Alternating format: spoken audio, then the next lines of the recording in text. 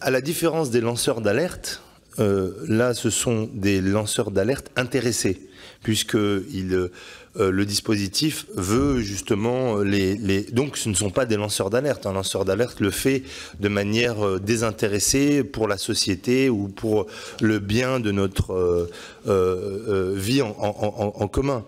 Donc c'est assez différent. Et de ce point de vue-là, le fait de proposer le déplafonnement, il y a quand même quelque chose d'un petit peu, pour le coup, on va encore plus loin dans ce côté, effectivement, attractivité du dispositif, qui, à mon avis, 1 million d'euros, j'ai envie de dire, c'est bien, quoi. C'est déjà pas mal.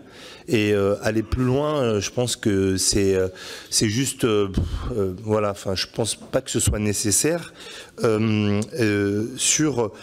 Par ailleurs, ces aviseurs-là, une petite question, est-ce que eux-mêmes, après avoir avisé, eux-mêmes, est-ce qu'ils sont contrôlés?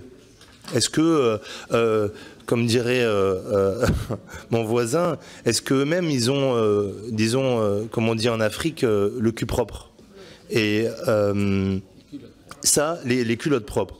Mais et ça, il faut peut-être se poser cette question-là aussi, parce que si eux-mêmes sont impliqués dans ces fraudes-là, ou s'ils sont au courant de ces fraudes-là, c'est que derrière, il y a certainement des choses à aller gratter pour notre administration auprès de ces mêmes aviseurs-là.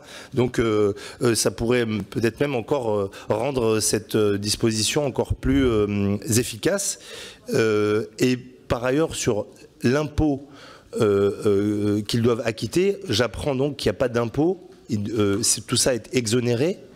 J'ai envie de dire, bon, là on va un peu loin, et l'impôt sur la délation, c'est la base quand même, il faudrait quand même y songer. Et pour terminer, 95 millions d'euros, si vous effectivement ne voulez pas nous donner le chiffre précis de combien ont été rémunérés les aviseurs fiscaux, est-ce qu'on peut au moins avoir un ordre d'idée pour comprendre ce que ça coûte aussi